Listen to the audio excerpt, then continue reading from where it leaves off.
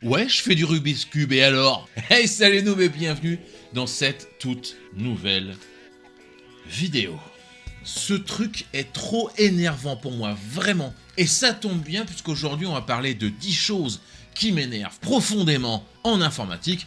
On va pas parler forcément de Rubik's Cube. Et ça me vénère quand je vois ça ou quand j'entends ça dans mon métier qui, je le rappelle, est informaticien. Vous l'aurez deviné. On commence bien sûr par le premier élément, ça me paraît logique. Et moi je continue à essayer de comprendre comment ça marche ce truc. C'est incroyable, hein?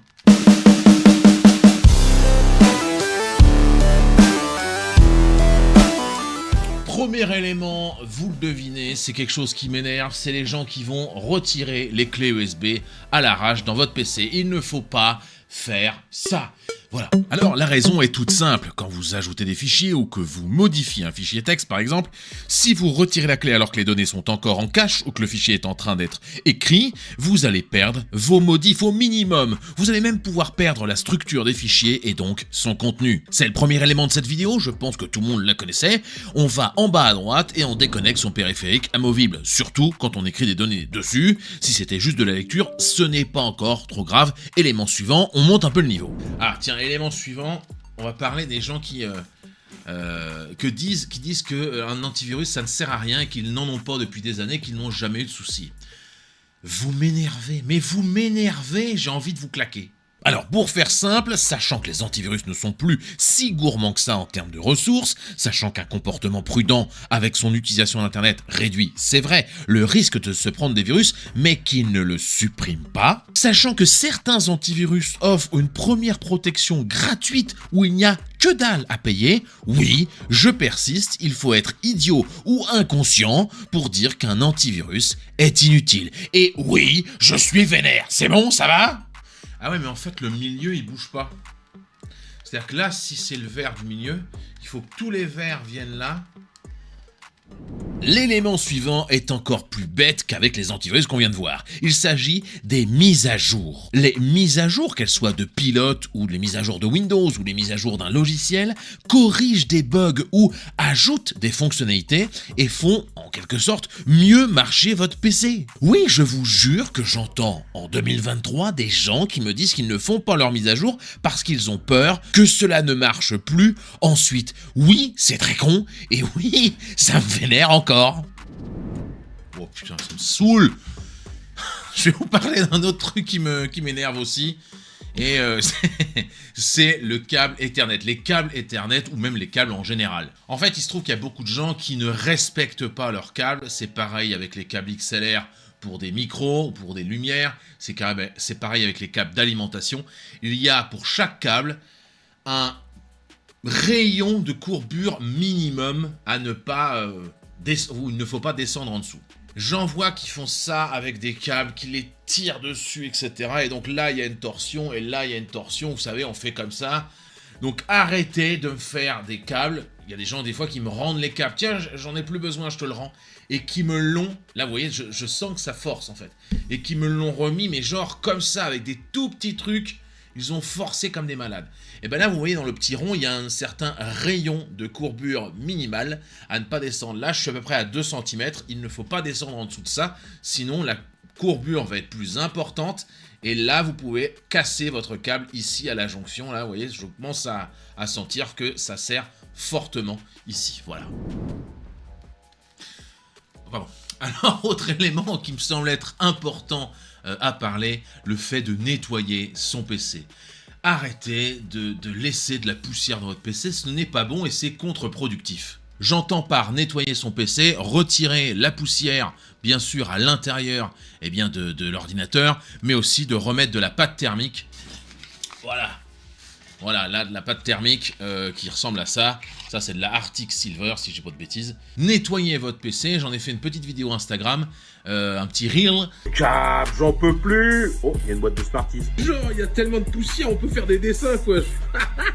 C'est n'importe quoi. Rejoignez-moi sur Instagram, tous les liens sont en description, tout en bas de la description. Vous avez mon Insta, et c'est avec plaisir que je vous y accueillerai et que je vous donnerai du contenu, ou des concours d'ailleurs, pour gagner des objets tech.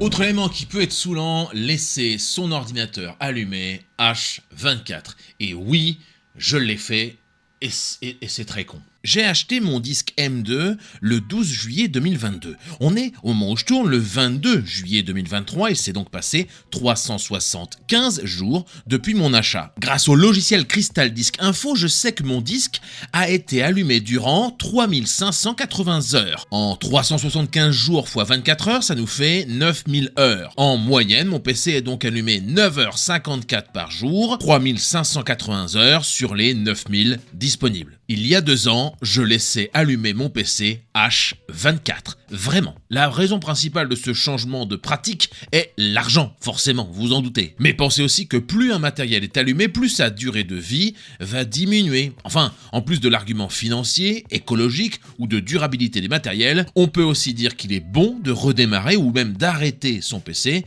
pour installer les mises à jour dont on a déjà parlé dans cette vidéo. Allez, élément suivant. Ah tiens, l'élément suivant, c'est plutôt un fun fact. Je suis sûr que la plupart d'entre vous ne le savaient pas. En fait, il ne faut pas mettre un aimant près d'un ordinateur et donc près plutôt d'équipement de stockage en fait. On imagine que ceci, c'est un paquet de mouchoirs, est un aimant. On imagine que ceci, c'est mon iPhone. Potentiellement, en approchant un aimant d'un disque SSD, d'une clé USB, d'un téléphone ou d'un disque dur, notamment d'un disque dur, eh bien on peut complètement altérer le disque et l'endommager vraiment, ou même perdre des données. C'est assez violent. En résumé, ne mettez pas près d'un aimant une solution de stockage, quelle qu'elle soit. Voilà, c'est clair comme ça. Ouh, ça commence à ressembler à quelque chose là. Le blanc. Allez, petit élément rapide que beaucoup connaissent, mais j'ai vu sur TikTok cette semaine un clown qui disait le contraire. Donc je vais rétablir la vérité, les disques SSD ne sont pas à défragmenter. Cela n'a non seulement pas d'intérêt de le faire, mais de plus va diminuer la durée de vie de votre matériel. Et ça me vénère, voilà, c'est comme ça. Bref, dans Windows 11, vous ne pouvez plus défragmenter un disque si c'est un SSD. En revanche, cela va l'optimiser, mais dans les premières versions de Windows 10, c'était encore possible, et c'est très con. En revanche, c'est utile, et il faut toujours défragmenter des disques durs, mécaniques. Ça, c'est vrai. Alors là, en plus, c'est l'élément pas forcément drôle, donc je vais être très sérieux d'un seul coup. C'est un élément qui peut vous arriver, notamment quand vous allez recharger votre smartphone dans une salle de bain. C'est une connerie. Arrêtez ça tout de suite. Pour vous faire comprendre que je ne suis pas en train de rigoler, c'est le seul moment un petit peu sérieux de la vidéo, il y a chaque année 3000 électrisations dans une salle de bain ou dans une pièce humide. Électrisation, c'est quand vous prenez un coup de jus, mais que celle-là n'entraîne pas la mort. Vous vous en réchappez, quoi. Après, je dis pas qu'il n'y a pas de conséquences, mais en tout cas, vous n'êtes pas décédé. Et hélas, parmi ces 3000, il y a 30 personnes qui, chaque année, décèdent. C'est 2 par mois, c'est plus de 2 par mois, qui décèdent en France par une électrocution. Donc c'est une électrisation qui a entraîné la mort, le décès. Donc, ça, quand je vois ça avec mes enfants, j'ai envie de leur mettre un coup de boule, mais je le fais pas, hein, calmez-vous. Mais arrêtez de recharger un téléphone ou de brancher une prise électrique avec les mains mouillées, avec les pieds dans l'eau, avec tout ce que vous voulez. Bref, c'est une connerie sans nom, et oui, vous pouvez mourir juste avec un petit chargeur de téléphone portable. Alors certains vont dire, oui, mais c'est pas avec le voltage ou l'ampérage que... Déjà, tu dis pas voltage, ampérage, tu dis plutôt tension et intensité si tu veux, mais oui, avec un chargeur portable, il y a 30 personnes qui meurent chaque année. Donc oui, c'est possible, voilà, je suis désolé de vous le dire, mais c'est possible. Bien. Bah t'en bouges un, il y en a tous les autres qui bougent. Bon bref, dernière chose que je voulais, qui m'énerve, voilà, que je voulais vous dire, c'est les gens qui disent, et là on finit quand même sur une note un peu plus drôle pour le watch time, qui disent la Wi-Fi. J'ai envie de vous claquer. Alors, on ne dit pas la Wi-Fi, vous pouvez aller voir, là, je suis sur quoi? Sur le site du Figaro.fr, voilà, on ne dit pas la Wi-Fi. On dit la Hi-Fi, si vous voulez, on dit le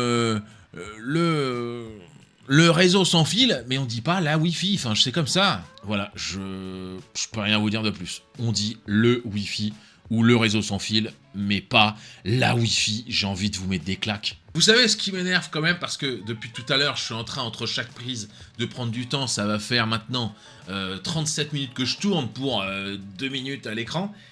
En fait, dans ce Rubik's Cube, j'ai compris.